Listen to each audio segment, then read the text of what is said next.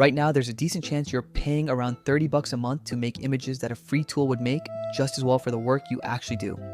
I'm talking about brand graphics, social posts, a header for your newsletter, a simple product mockup, the everyday stuff. And the reason this matters is that a free AI image generator in 2026 quietly got good. Like, surprisingly good. Good enough that the paid tool you've been loyal to is solving a problem most of you don't have. So here's the deal I'm making with you. By the end of this, you'll know exactly which free tool to start with, the one specific situation where paying is actually worth it, and the single wall you have to hit before you ever hand over a card. That last part is the whole game, so stick with me. Let me set the table first, because the loyalty to paid image tools made total sense a couple of years ago. Back then, the paid options were genuinely a tier above. The free stuff looked like free stuff. Melted hands, mushy text, that plastic AI sheen on every face. If you needed something a client would actually accept, you paid. Simple. But the free tiers have been climbing fast, and most people just never went back to check. They locked in a subscription, set up a habit, and stopped looking. That's a trap. You're not paying for the best tool. You're paying for the tool that was best the last time you bothered to look. So let's actually compare what matters. Criterion by criterion. No hype. The way you'd think about it if it were your own money. First criterion, plain everyday quality on the boring stuff you make most. A clean background image, a lifestyle shot for a post, a simple illustrated icon for your website. This is the bulk of what a normal business actually needs, and honestly, it's where the gap has basically closed. The free tiers from the big general AI tools and the dedicated image platforms now turn out clean, sharp, usable images for this kind of work. Lighting looks right. Composition holds together. Nothing screams robot. If your job is to fill a content calendar without making it look cheap, free gets you there. I'm not saying the paid tool is worse here. I'm saying you can't tell the difference in a feed at thumb scroll speed, and neither can your customer. That's the first crack in the case for paying. For the most common job, you're buying a difference your audience will never see. Second criterion, and this one actually matters for business owners, readable text inside the image, a label on a product, a few words on a poster, a sign in the background of a scene. This used to be the dead giveaway of an AI image, the garbled alphabet soup that made everything unusable. The newer free tiers handle short bits of text far better than they used to. A clean headline on a banner, a couple of words on a mock-up label. It's not flawless on either side, free or paid, and long paragraphs still trip everything up. But for the short punchy text most graphics need, the free options are now in the game. So if garbled text was the reason you paid, go check again, because that reason may have quietly expired. Here's the small catch that keeps it honest. The way you ask matters more than the tool now. Tell it exactly what words you want and keep them short, and your hit rate jumps on free and paid alike. Third criterion, editing, because making one good image is only half the job. The real work is changing it. Swap the background, remove an object you don't want, keep the same scene but make the lamp blue instead of red. This is where a lot of people quietly waste hours. The good news is that conversational editing has landed on free tiers too. You can describe the change in plain words and get a revised image back. No design software, no layers, no learning curve.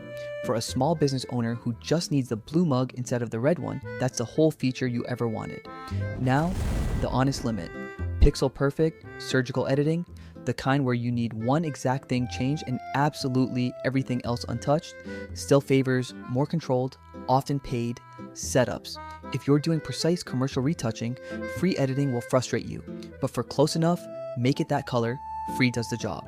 Hold on to that line about precise control, because it comes back as the one real reason to pay. Fourth criterion, and this is the big one. This is the actual argument for the premium paid tools, so I'm going to be fair to it. Style consistency. The ability to make 10 images that all look like they came from the same world. Same mood, same color story, same art direction, every single time. This is where the high-end paid tool genuinely shines. If you're building a lookbook, a themed campaign, a set of illustrations for a children's book, a game's art, anything where every asset has to feel like a family, that fine-grained style control is worth real money. The premium tools give you knobs. The free tiers mostly don't, and they hold a style across a whole batch more reliably. So if your business lives or dies on a tight, repeatable visual identity at scale, this is your wall.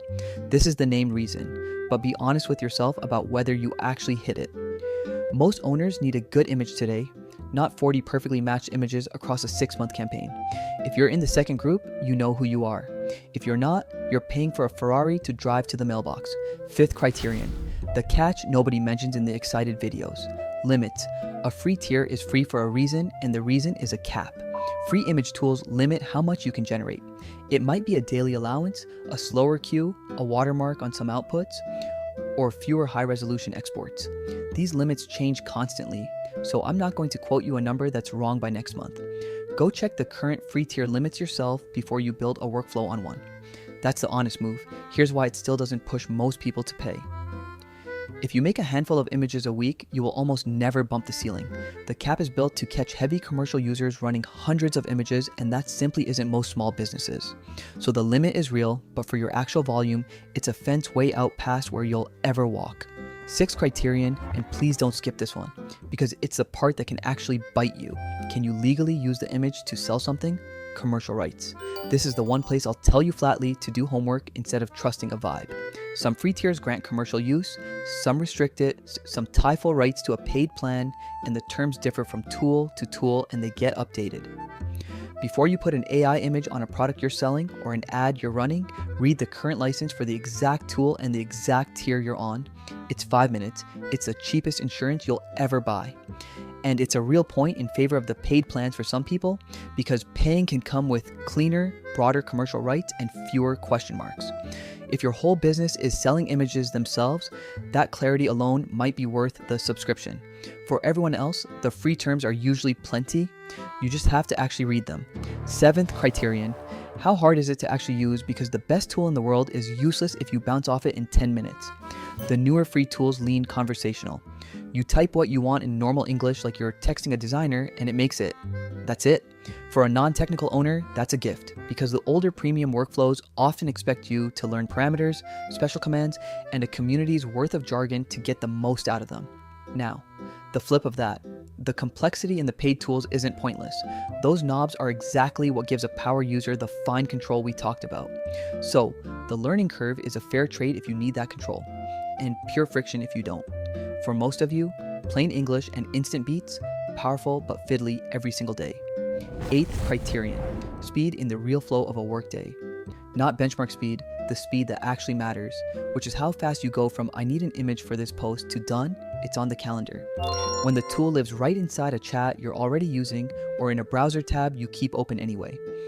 You skip the whole ritual of opening a separate app and remembering how it works. You ask, you get, you nudge it once, you ship. For a free tier built around plain conversation, that round trip is short.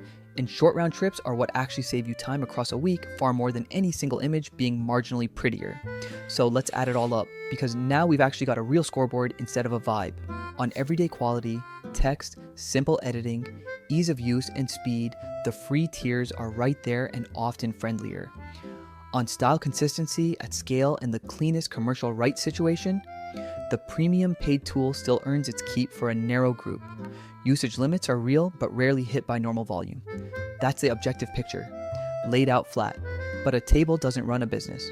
I do, and the part a table can't tell you is what it feels like to actually rely on these for paying work, where free quietly held up and where it left me hanging. I use Nano Banana a lot. That's the Gemini image generator, and the free version is pretty good until you get to the place where you need text in the image. Often, if you're putting in hard words like perplexity or even chachi beat, or any hard words for it to spell, it'll get the spelling wrong and it's gonna hallucinate into the photo. Also, the free tier can only go so far with edits. Editing an AI photo just by talking to the LLM is a real pain. Some paid tiers are going to give you the ability to be more intuitive when you're telling it what you want changed. My paid one is the higher tier of Gemini, but also Higgins Field. That does good AI image generation as well, and it can use all of them, like a lot of the models. That's what it's like when I do run a business. So here's the recommendation, plain and decisive. Start free, full stop. Pick one free AI image generator, the most conversational one you can find, and use it for your real work for a few weeks. Make your social graphics, your headers, your simple product scenes, your quick edits.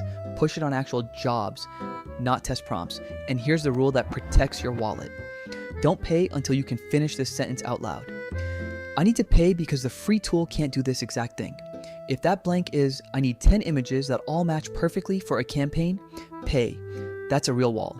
If it's, I need surgical, pixel perfect control for commercial retouching, pay. That's a real wall. If it's, I sell images themselves and I need airtight commercial rights, pay. That's a real wall. But if the blank is just everybody uses the paid one, or I've always paid, that's not a wall. That's a habit. And it's costing you every month for an edge you never actually use. That's the loop I opened. Close honestly. Most of you should cancel or never subscribe in the first place and only reach for the paid tool the day you can name the exact thing it does that free can't. Start free, stay free until free fails you, then upgrade on purpose instead of by default. If breakdowns like this save you money, subscribe, because I do plain English walkthroughs of the AI tools normal people actually use to run a business. No hype, no jargon. And tell me in the comments which tool you want me to put on the chopping block next. I'll grab the one that comes up the most and do this same honest teardown.